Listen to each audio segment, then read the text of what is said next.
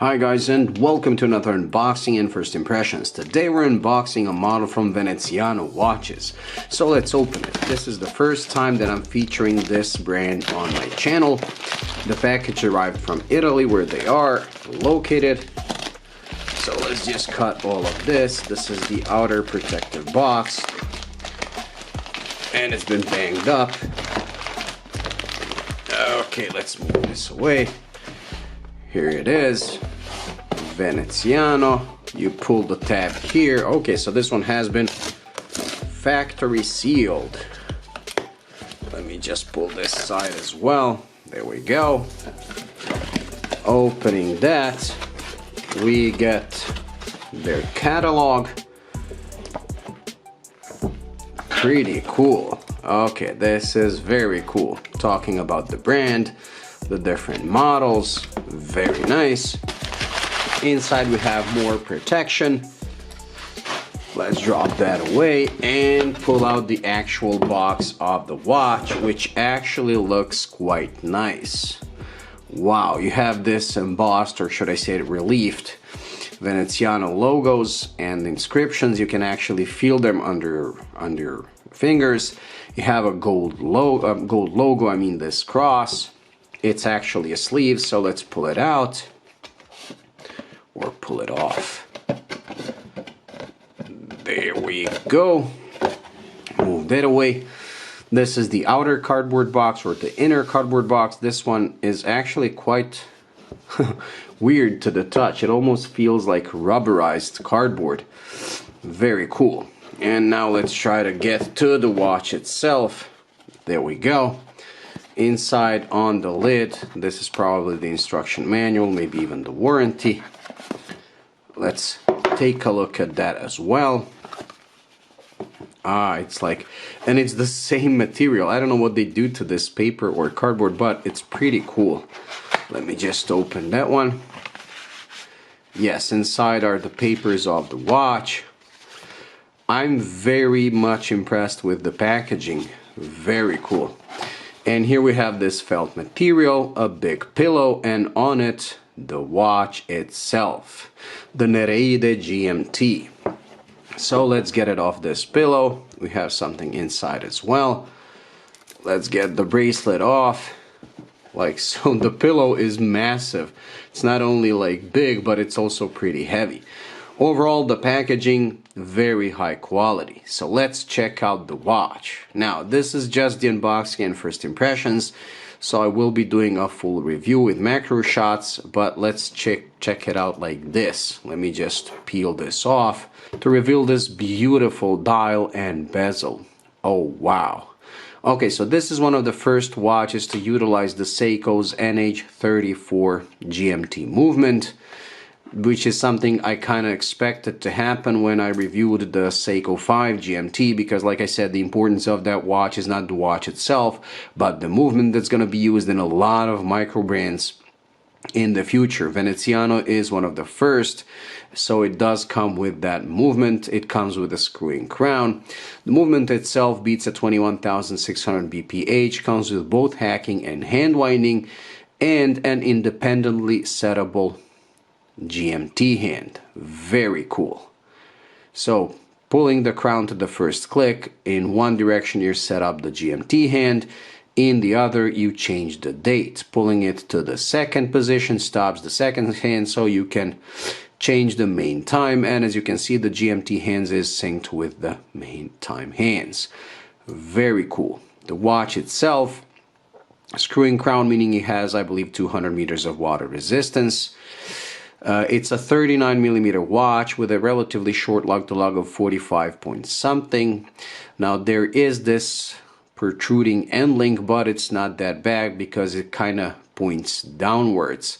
So this should wear pretty okay even on my 6.7-inch wrist. The bracelet is very nice looking, brushed with the polished center links. It reminds me of the Patek Philippe. It comes with a trigger release and, as you can see, a butterfly clasp. Everything is machined. The end links are solid. The links themselves are solid. And the watch comes with a closed case back that actually has the map of the world, if my camera manages to focus, with the list of major cities and their difference to the GMT. Very cool. I do like this detail. The case back doesn't seem to be a screw in, but it's actually held in place with screws, tiny screws.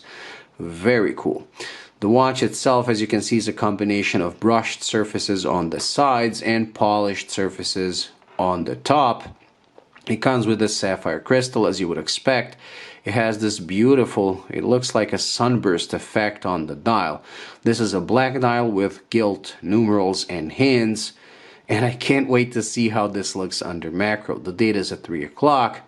The hands are very simple, yet although they're pretty similar, a minute to the hour, actually it's pretty easy to tell which one is which. On the renders, I thought they're going to be too similar in size and shape, but the minute hand is a lot longer than the hour hand, so it's actually okay. All the hands reach their designated markers. The only thing that I would change, and I told them that in my initial email, is the GMT hand. I would make it larger and make it go all the way to the edge, because it's the bezel that you use to read the GMT. They said they thought about it, they made a couple of prototypes, but decided to go with this smaller one for the elegance sake, which I understand. It is bidirectional, the bezel, and the bezel insert is some different kind of crystal. It's not sapphire, because they wanted to take this because it has some better clarity or something like that.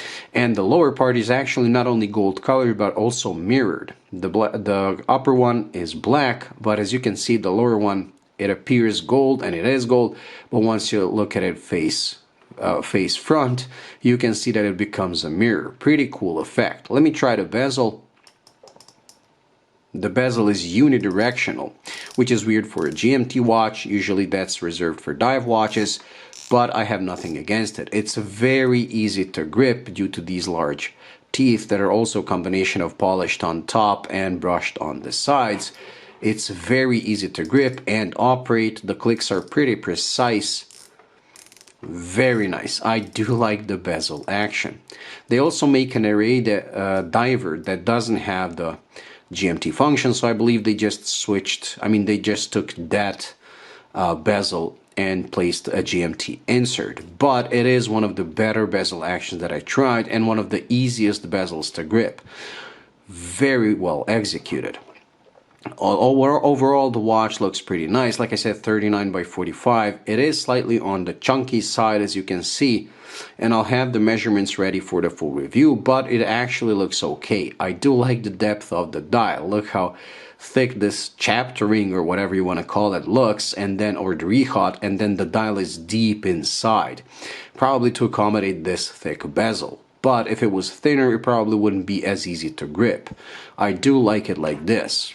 It is on the dressy side, the watch itself, but I actually like the way it feels. It feels robust and it feels pretty tough. Anyways, let's try to put it on my 6.7-inch wrist. And as usual, there are a lot of color variants. I went with this one because I find it the best looking. Anyways, let's try to put it on my wrist. The price is 495 euros, so which is just under $500, which is pretty okay given what you get. Now, since the watch hasn't been sized, we'll just pretend, but as you can see, 39 by 45, or just under 46, it looks pretty good for my 6.7-inch wrist. And like I said, those T-shaped endlings don't really make a difference because they do point downwards, so it actually looks okay on my smallish wrist. It is on the tall side, but most of that tallness comes from this bezel, as you can see. Very nice. Now we'll do a loom shot. That's gonna be it for today, but do stay tuned for the full review with macro shots, because I really can't wait to see how this thing looks. Anyways, let's charge the watch and see how it performs in the dark. Okay, here we go. With the watch charged, let's zoom in, let the camera focus, and turn off the lights. And there you go. They only loomed the GMT hand and the dial, and the main hands, the GMT insert of the bezel is not loomed, which is actually how I prefer them. This is much simpler to look in the dark, to read the time. Yes, the GMT function is not usable in the dark, but to be honest, when you're in the dark, you just want to tell the time, and I want it as simple as possible. So I do like this choice. I'm really liking this bezel. It appears black like most of the time, and then once you tilt it, you realize it's bicolor. Now here you can see, with the camera set up like this, you can see the applied markers and the hints. I do like the design. The logo is also applied, and everything is done in gold color.